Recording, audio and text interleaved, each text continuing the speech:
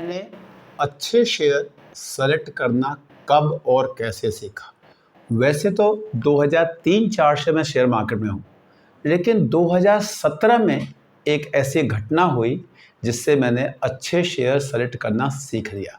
और मैं आपको प्रॉमिस करता हूँ, अगर आप इस थ्योरी को अप्लाई करेंगे, आप कभी गलत शेयर नहीं सेलेक्ट करेंगे। 2017 में मेरी छोटी बहन की शादी की जिम्मेदारी मेरे ऊपर थी। एक लड़का देखा गया, उस लड़के से शादी करनी है या नहीं करनी है, ये डिसीजन लेना था। तो सबसे पहले मैंने देखा कि क्या वो लड़का हमारी जात बिरादरी का है, यानी उसके रिश्ते विश्ते ढूंढ ढांढ के हमें समझ में आता है लड़का ठीक है। ऐसे ही मैं शेयर सेलेक्ट करता हूँ, वही कंपनी वही सेक्टर देखता हूँ जो मुझे समझ में आती है, जो मुझे समझ में आता है। एक बैंकिंग शेयर है तो बैंक का क्या काम होता है, आईटी शेयर है क्या काम होता है, एफएमसीजी शेयर है क्या काम होता है, ऑटो शेयर है क्या काम होता है, ये मुझे समझ में आता है, इसलिए मैं यही सब शेयर खरीदता हूँ। पता नहीं क्या होता है उस केमिकल शेयर में, मुझे समझ में नहीं आता, मैं उसको नहीं खरीदता हूँ। पता नहीं क्या होता है स्टार्टअप्स वाले शेयर में, कैसे काम करते हैं, क्या फंडिंग होती है, मुझे समझ में नहीं आता, मैं वो शेयर नहीं खरीदता हूँ। तो जैसे मैंने लड़का देखते समय वो देखा कि वो लड़का हमारी कास्ट का है, लड़का उसके जो मामा चाचा नाना कहीं से रिश्ते निकाले और समझ में आ गया हमें, वैसे ही मैं शेयर को समझने की कोशिश करता हूँ। दूसरे नंबर पे फिर मैंने देखा कि ये लड़का कुछ कमाता उमाता है कि नहीं, मेरी बहन को खुश रखेगा कि नहीं। तो मैंने देखा नहीं, वो एक अच्छी जॉब करता है, अच्छी सैलरी कमाता है। इसी तरह से मैं जब कंपनी सेलेक्ट करता हूँ तो उसका आरओसी और आरओई देखता हूँ, आरओसी और आरओई देखता हूँ। क्या ये कंपनी जो है ये कुछ कमाती है कि नहीं कमाती है। ऐसा तो नहीं लॉस मेकिंग कंपनी है, कई सालों से लॉस कर रही है, पहले प्रॉफिट करती थी अब लॉस कर रही है, या पहले लॉस करती थी अब कुछ ही दिनों से प्रॉफिट कर रही है, पता नहीं क्या करेगी। आने वाले सालों में इस लड़के की नौकरी रहेगी नहीं रहेगी, अगर नहीं रहेगी तो क्या ये सर्वाइव कर पाएगा नहीं कर पाएगा। जैसे मैंने उस लड़के के लिए देखा वैसे मैं कंपनी में देखता हूँ।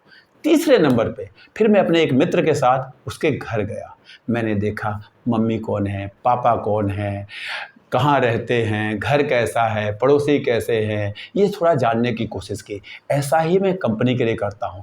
जब मैं कोई कंपनी खरीदता हूँ, उस कंपनी में क्या बनाती है, क्या प्रोडक्ट है, क्या सर्विसेज है, इसको मैं जानने की कोशिश करता हूँ। अगर मैंने रिलैक्सो खरीदा तो मैं किसी दुकान पे जाके देखता हूँ रिलैक्सो बिकता है कि नहीं बिकता है। अगर मैंने एशियन पेंट खरीदा तो मैं जाके देखता हूँ एशियन पेंट की क्या डिमांड सप्लाई है, दुकानदार से बात करता हूँ या अपने घर में यूज कर किसी भी तरह से उसके प्रोडक्ट एंड सर्विसेज को जानने की कोशिश करता हूँ, जैसे मैंने उस लड़के के बारे में जानने की कोशिश की। इतना सब होने के बाद फिर मैं देखता हूं कि इस कंपनी का ग्रोथ क्या है। जैसे मैंने उस लड़के को देखा कि उसने कहां से ग्रेजुएशन किया, कहां से पोस्ट ग्रेजुएशन किया, किस कंपनी में पहली नौकरी की, फिर किस कंपनी में दूसरी नौकरी की, अब वो कहां तक पहुंचा है। इससे मुझे अनुमान लगता है कि अगले 10 सालों में लड़का कहां पहुंचेगा। ठीक तरह इसी तरह से मैं शेयर में देखता हूं कि 10 साल पहले इसकी सेल्स क्या थी, आज इसकी सेल्स क्या है। 10 साल पहले इसका प्रॉफिट क्या था, आज इसका प्रॉफिट क्या है। 10 साल पहले इसका जो है कैश फ्लो क्या था, आज कैश फ्लो क्या है, ये भी जानने की कोशिश करता हूँ। इसके बाद फिर मैंने उस लड़के के बारे में जाना, बहन कितने हैं, भाई कितने हैं, मम्मी पापा क्या सिचुएशन है, ये भी जानने की कोशिश की। इसको कहते हैं होल्डिंग पैटर्न। उस लड़के के ऊपर होल्ड किसका किसका है, मेरी बहन वहाँ उस घर में कैसे रहेगी, इसके लिए होल्डिंग पैटर्न जानने के। उस घर का कहते हैं ना कंबाइंड फैमिली है, न्यूक्लियर फैमिली है, इससे थोड़ा सा आपको एक आइडिया लगता है किस तरह का है, दोनों का अपना पॉजिटिव नेगेटिव होती है। तो उसको मैंने जानने की कोशिश की, समझने की कोशिश की। ठीक इसी तरह कंपनी में हम होल्डिंग पैटर्न देखते हैं, एफआईआई के पास कितने शेयर है, डीआईएस के पास कितने शेयर हैं, प्रमोटर्स के पास कितने शेयर हैं, पब्लिक के पास कितने शेयर हैं। इस तरह से मैं कंपनी की होल्डिंग पैटर्न जानने की कोशिश करता हूँ।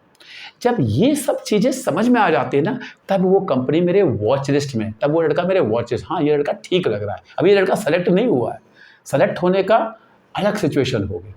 जब वो मेरे होल्डिंग पैटर्न में आ जाते हैं, जब वो मेरे वॉच लिस्ट में आ जाता है, फिर उसके बाद मम्मी पापा भाई बहन सब लोग मिलके जाते हैं, सेलेक्ट करते हैं, वो अगला स्टेप होता है। तो सेम वे आपका पहले वॉच लिस्ट बनाइए। जैसे मैंने कहा लड़के को देखा मैंने, उसी तरह से आप अपनी 25, 50, 100, 200 शेयर की वॉच लिस्ट बनाइए। जब वो 200 शेयर की वॉच लिस्ट है, उस वॉच लिस्ट में से किसी, जैसे कहते हैं 10 लड़के देखे हुए हैं जी, इनमें से कोई एक देखेंगे शादी करने के लिए। उसी तरह से आपको भी सेलेक्ट करना होता है। 200 कंपनियां देखी, उसमें से कोई 15-20 कंपनियां आपने कहाँ रखेंगे? अपने पोर्टफोलियो में रखेंगे। तो वो बाइंग डिसीजन बाद की बात है, सबसे पहले आपको पूल क्रिएट करना होता है। वो पूल क्रिएट नहीं करेंगे तो परेशान होंगे। और इससे आसान तरीके से अगर आपको कोई शेयर मार्केट समझा दे तो फिर कमेंट में लिखिए ना कि हाँ, इससे आसान तरीका हो सकता है या ये ख़राब तरीका हो सकता है।